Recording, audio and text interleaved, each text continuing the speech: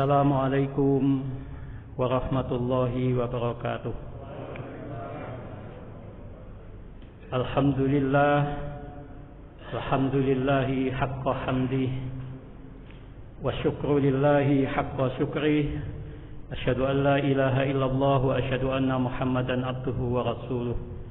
Allahumma salli fa sallim wa barik ala Muhammad wa ala alihi wa ashabihi wa mawalah, amma ba'd.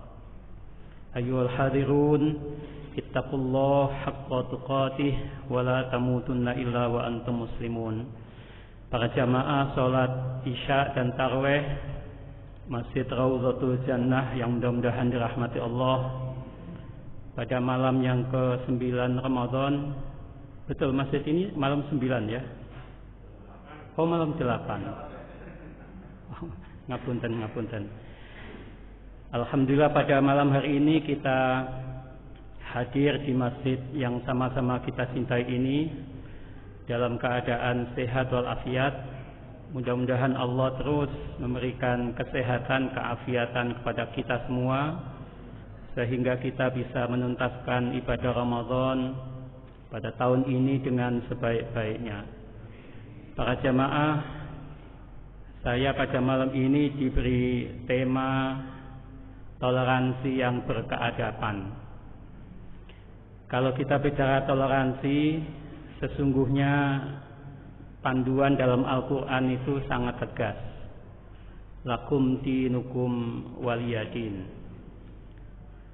Jadi panduannya adalah bagimu agamamu dan bagi kita agama kita.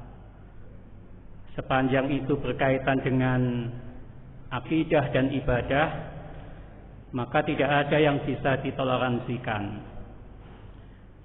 Tapi kalau soal-soal di luar itu, misalnya soal-soal kemanusiaan, kerjasama, bakti sosial, dan lain-lain, maka itu menjadi penting kita membangun kebersamaan di antara umat beragama. Dan Rasul kita Muhammad SAW, para jamaah, adalah pribadi yang sangat tegas di dalam berpegang teguh pada ajaran tentang toleransi itu, atau tasamuh dalam bahasa Arabnya ya. Pada perjanjian Hudaibiyah, Sulhul Hudaibiyah, pada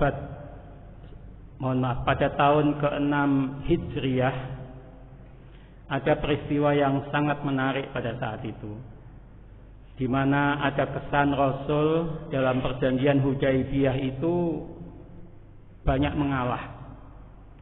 Bahkan di dalam sejarah, misalnya kita baca dalam tulisan Muhammad Hussein Haikal, Hayatu Muhammad misalnya, itu sempat dihapus 7 kata dalam perjanjian itu. Penulis perjanjian itu adalah Ali bin Abi Thalib. Lalu kemudian Muhammad bertindak mewakili umat Islam yang ada di Madinah, kaum muslimin, dan Ibnu Amr bertindak sebagai wakil dari umat Quraisy yang masih musyrik saat itu di Mekah. Nah, perintah Rasul kita adalah, wahai Ali, tulis begitu ya, tulis Bismillahirrahmanirrahim. Lalu kemudian Ibnu Amr ini protes, loh, kami tidak mengenal kata-kata itu, karena itu kami minta kata-kata itu dihapuskan dari perjanjian itu. Lalu kemudian ada sebagian sahabat mulai menggerutu, termasuk Umar bin Khattab yang sangat tegas itu, mulai merasa nggak enak karena kata-kata yang sangat penting itu hendak dihapuskan. Tapi Rasul kemudian memerintahkan kepada Ali, hapuskan wahai Ali. Lalu kemudian Ali menghapuskan. Lalu kalimat kedua yang juga dihapus adalah perjanjian ini antara Muhammad sallallahu alaihi wasallam Rasulullah dengan Ibnu Amr yang mewakili masyarakat Quraisy Mekah yang masih musyrik itu. Lalu kemudian Ibnu Amr tadi mengatakan, kami tidak mau kalau Muhammad itu disebut sebagai Rasulullah. Kalau Muhammad itu kami akui sebagai Rasulullah, maka tentu kami tidak akan memerangi Anda. Nah, begitu kata Ibnu Amr. Lalu kemudian sebagian sahabat juga mulai marah, tetapi hebatnya Rasul sangat bijak saat itu. Lalu kemudian Rasul minta hapuskan Ali kata-kata itu. Tulis dan ganti Muhammad ibnu Abdullah. Jadi Muhammad bin Abdullah. Banyak pasal dan ayat di dalam perjanjian Hudaybiyah itu, lalu kemudian setelah dua kata penting tadi itu, dua kalimat penting yang kalau kita jumlahkan itu ada 7 kata ya. Bismi Allah Ar-Rahman Ar-Rahim, lalu Muhammad Rasul Allah. Ada 7 kata yang dihapuskan dalam perjanjian itu. Dan kerelaan hati Nabi kita Muhammad SAW itu menunjukkan bahwa di dalam hal-hal yang berkaitan dengan sosial kemasyarakatan, Rasulullah sesungguhnya sangat toleran.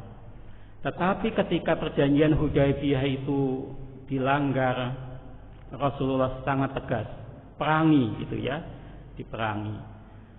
Dan kemudian ada kejadian yang kedua yang juga menunjukkan pribadi Rasul itu sangat toleran luar biasa, adalah ketika pada tahun 8 Hijriah terjadi apa yang disebut dengan Fathul Makkah, penaklukan kota Makkah yang sangat bersejarah itu. Karena sudah bertahun-tahun Rasulullah tidak bisa masuk kota Makkah, lalu kemudian tidak ada cara lain, Rasul membawa sekitar 10.000 pasukan untuk menaklukkan kota Makkah dan berhasil. Dan pada saat keberhasilan pasukan Muslim menaklukkan kota Makkah itulah beberapa sahabat mengatakan, hadza yaumul malhamah, gitu kata beberapa sahabat. Inilah saat balas dendam. Inilah saat pertumpahan darah. Karena sejak lama kita tidak bisa masuk kota Makkah, sejak lama kita dihinakan, sejak lama kita diperangi, kata beberapa sahabat. Lalu Nabi menepuk dada sahabat itu seraya mengatakan, jangan katakan hadza yaumul malhamah, tapi katakan hadza yaumul marhamah. Nah itu beda, malhamah sama marhamah. Kalau malhamah pakai hak itu artinya hari pertumpahan darah. Tapi kalau marhamah pakai ra ya, marhamah itu hari kasih sayang. Ini adalah hari kasih sayang. Dan itulah yang dilakukan oleh Rasul kita Muhammad SAW. Pribadi yang sangat luar biasa, yang mengajak untuk selalu bekerja sama dalam soal-soal non-akidah dan non-ibadah. Tapi juga sangat tegas, ketika perjanjian itu dilanggar maka diperangi. Nah para jamaah, kita sebagai bangsa juga punya pengalaman yang luar biasa dalam soal toleransi ini. Ketika rumusan Pancasila itu dirumuskan oleh para pendiri bangsa kita, maka ada sebagian elit muslim kita yang mengusulkan sila pertama itu bunyinya adalah kepercayaan kepada Tuhan yang Maha Esa dan kewajiban menjalankan ajaran Islam bagi para pemeluknya. Kalau kita hitung persis 7 kata juga. Nah pada saat rumusan itu ditawarkan kepada peserta sidang, ada beberapa keberatan dari delegasi Indonesia Timur yang mengancam kalau sila pertama itu tetap dirumuskan dengan kalimat seperti itu, maka kami akan keluar dari Indonesia, kata ancaman itu. Lalu kemudian berembuklah elit-elit muslim yang tergabung dalam peserta sidang BPUPKI saat itu, dan kemudian disepakati 7 kata itu dihilangkan. Ini adalah pengorbanan yang luar biasa dari umat Islam untuk bangsa ini. Pengorbanan mau menghapus 7 kata dari sila pertama, lalu kemudian sila pertama itu menjadi ketuhanan yang Maha Esa, yang semangatnya sesungguhnya adalah sama dengan ajaran at-tauhid dalam ajaran agama kita.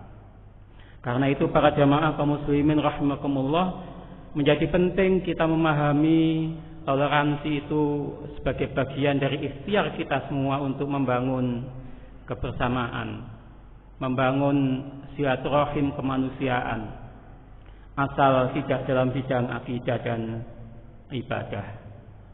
Ada banyak pengalaman hari-hari ini yang membuat kita juga agak risau. Atas nama toleransi misalnya ada sebagian golongan kita yang kemudian bersolawat di gereja. Mungkin ibu bapak sering membaca berita itu ya. Bersolawat di gereja, ada yang azan di gereja. Tentu itu sangat berlebihan kalau dikatakan bagian dari toleransi. Itu bahkan bisa menjadi pendangkalan dari akidah umat kita. Karena itu maka toleransi itu haruslah dipahami dalam konteks kemanusiaan. Seperti ajaran Al-Quran yang menyatakan man qatala nafsan bighairi nafsin aw fasadin fil ard faka'annama qatalan nasa jami'a wa man ahyaha faka'annama ahyan nasa jami'a. Inilah ruang toleransi itu. Barang siapa yang membunuh seseorang bukan karena orang itu telah melakukan pembunuhan di muka bumi, juga bukan karena orang itu telah melakukan pengerusakan, maka kata Allah faka'annama qatalan nasa jami'a, orang itu bagaikan membunuh seluruh umat manusia. Sebaliknya Allah mengatakan waman ahyaha, dan barang siapa membantu seseorang lalu seseorang itu menjadi survive hidupnya. Seperti di tengah-tengah pandemi ini kan banyak orang yang butuh bantuan, lalu kita bantu, lalu orang itu menjadi survive, bertahan hidup. Maka kata Allah faka'annama ahyan nasa jami'a, orang itu bagaikan menghidupi seluruh umat manusia. Karena dorongan ayat inilah maka kita semua umat Islam selalu hadir di setiap ada bencana, apakah itu bencana alam atau bencana kemanusiaan.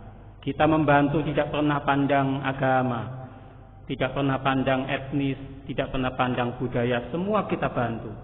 Tidak pernah kita membantu lalu kita bertanya apa agamamu, apa etnismu, atau pertanyaan-pertanyaan yang berkaitan dengan sara lainnya. Kita membantu semata-mata karena kita ingin menjunjung, menegakkan nilai-nilai kemanusiaan. Para jamaah kaum muslimin, awal Ramadan kemarin juga kita diuji toleransi kita.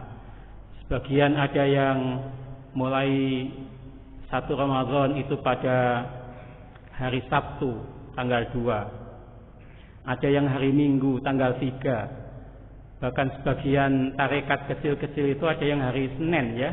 Kalau enggak salah hari Senin. Ya, ada tarekat aliran Aboge. Aliran Aboge itu aliran Rebu Wage ya. Lalu aliran apa lagi? Memulai Ramadan lebih akhir, yakni hari Senin tanggal 4-nya. Lalu apa sikap kita? Tentu adalah semangatnya saling menghargai, saling menghormati. Karena kita tidak mungkin memaksa orang lain untuk sama dengan kita. Mungkin di antara jamaah kita juga ada yang hari Sabtu mulai Ramadannya, mungkin sebagian juga ada hari Minggu, hari Ahad ya, mohon maaf, Ramadannya. Sikap kita sekali lagi adalah bertoleran, menghargai. Kalau kita baca para jamaah tulisan Muhammad bin Abdul Wahab ya, ada rumusan toleransi itu dengan tiga rumusan. Pertama, kita harus bersepakat dengan soal-soal yang qat'iyud dalalah. Qat'iyud dalalah itu maknanya adalah yang pokok-pokok itu harus sepakat. Misalnya soal ma huwal iman, kita harus sepakat di situ. Rukun iman itu seperti apa? Ma huwal Islam, rukun Islam itu seperti apa? Berapa banyak jumlahnya? Kita bersepakat dengan itu. Lalu soal-soal yang masuk kategori di luar yang qat'iyud dalalah, yang masuk kategori zonniyud dalalah, itu masuk ikhtilaf. Ada perbedaan-perbedaan di situ. Kita bersepakat sholat subuh itu wajib adanya. Sholat subuh itu 2 rakaat. Tapi begitu masuk kaifiyahnya, sebagian kita ada yang sholat subuh pakai kunut, ada yang tidak pakai kunut. Disitulah kita mesti harus toleran. Kita harus menghargai perbedaan. Dulu pada tahun 70-an itu anak-anak muda Muhammadiyah, anak-anak muda NU itu bertengkar hebat soal-soal subuh itu kunut apa enggak. Mungkin yang hidup tahun 70-an mengalami itu. Tapi sekarang enggak ada anak-anak muda NU, anak-anak muda Muhammadiyah itu sholat subuh tengkar gara-gara kunut, enggak ada. Karena rata-rata mereka enggak sholat subuh. Sama dengan sholat tarawih itu 11 atau 23 enggak penting bagi mereka. Karena rata-rata sebagian mereka lebih suka cangkruan di mana? Di kafe-kafe itu ya. Enggak mau sholat tarawih. Tapi kita yang hidup sekarang ini, yang kita lakukan adalah seperti yang dikatakan oleh mantan Menteri Agama kita, itu namanya Profesor Abdul Muqtiali. Agree in disagreement. Kita harus setuju dengan ketaksetujuan, setuju dalam perbedaan. Karena tidak mungkin memaksa orang lain untuk sama dengan kita. Jadi tadi itu, qat'iyud dalalahnya yang pokok-pokok kita harus sepakat. Ya, pertanyaan tentang iman, tentang Islam harus sepakat kita. Begitu masuk soal-soal yang zanniyud dalalah, soal-soal kaifiyah, ada ikhtilaf. Nah, di situ kita harus saling menghormati. Nah, yang ketiga, kita penting untuk melakukan apa yang disebut dengan tarjih. Tarjih itu adalah mencari mana kira-kira dalil-dalil yang lebih rajih. Rajih itu lebih kuat. Jadi prosesnya menjadi penting nanti. Disitulah ada dialog, ya, ada dialog yang luar biasa. Ada satu kisah menarik ibu bapak hadirin ketika Pak AR itu Abdul Razak Fahrudin, ya, Ketua PP Muhammadiyah pada masa itu, pernah diundang tarawih di pesantren Gus Dur, pesantren Tebuireng. Mungkin cerita ini juga sudah viral ya, karena ditulis oleh banyak orang. Ketika itu lalu kemudian sebagai tamu Pak R itu diminta untuk menjadi imam salat tarawih. Nah, karena diminta oleh tuan rumah, maka kemudian Pak R itu bersedia. Baik, kata Pak R. Lalu kemudian karena jamaah itu mayoritas orang NU, kemudian Pak R bertanya, ini kita tarawih ala NU apa ala Muhammadiyah gitu ya. Lalu kemudian jamaah yang mayoritas NU itu mengatakan NU gitu ya. Lalu kemudian baik, kata Pak R, kita tarawih 23 rakaat. Pak R imami. Imamnya seperti tadi itu. Ya, enak sekali, panjang. Sampai rakaat ke-8 sudah mulai kelihatan jam 9 ya. Lalu kemudian Pak R menengok ke belakang. Kita lanjutkan ala NU apa ala Muhammadiyah? Muhammadiyah katanya gitu. Karena sudah enggak sabar. 8 rakaat itu melelahkan katanya gitu.